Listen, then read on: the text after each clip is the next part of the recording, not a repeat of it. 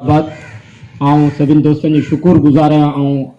अक्सर हिननि दोस्तनि जेके टीचर आहिनि सदाई पंहिंजे हक़ में निकिता आहिनि ऐं असांखे पढ़ाए असीं वॾियुनि सीटियुनि ते आया आहियूं।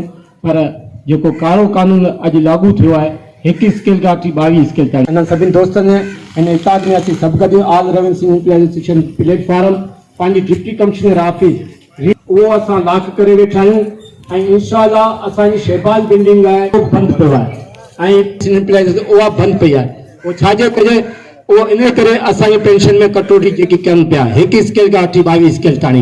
इन करे ऐं दोस्तनि सभिनि जे कबूतर हूंदो आहे, कबूतर में छो हूंदो आहे अखि पूरे लाइ त मूंखे कुझु कोन थींदो, त उहा ॿिली अची खाई आहे त उन कबूतर खे खाई विया। असांजा काफ़ी दोस्त आहिनि टीचर आहिनि रवेन मुलाज़िम अचण लाइ तयारु कोन्हे।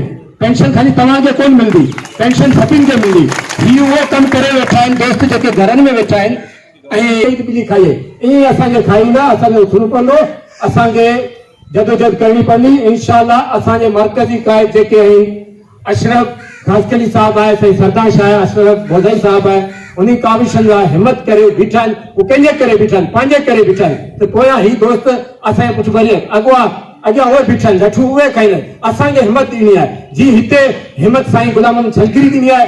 उहा जीअं चेन हूंदी आहे न, चेन जी इंजन हूंदी आहे, असीं बोगियूं आहिनि। असां इहा बोगी मज़बूत करे असांखे अॻियां निकिरणो आहे, असांखे कदम पाए कदम हलणो आहे। जीअं अॼु साईं हिते प्रोग्राम कयो आहे आपका आहे, सुभाणे उते प्रोग्राम पोइ अॻियां आहिस्ते आहिस्ते पोइ वरी रेवेन्यू डिपार्टमेंट। अॼु जेकी जदोजहद आहे ऐं उन्हनि मीडिया जे थ्रू व्हाट्सएप जे थ्रू उन्हनि खे ॿुधाइण थो चाहियां, असीं गवर्नमेंट मुलाज़िम जेके 42 डिपार्टमेंट असीं हिकिड़े प्लेटफॉर्म ते बीठल आहियूं। इहो ई असांजे द्वारा पेंशन कटे जेको लेटर कटियो आहे असांजे जहिड़ो कोन्हे, असीं पाण गवर्नमेंट आहियूं, कंहिंसां जहिड़ो आहे? जहिड़ो हुननि सां आहे जेको इहो लेटर कटियो हिकिड़ो पने टुकड़ो भराए महिरबानी वापसि वठो वञे।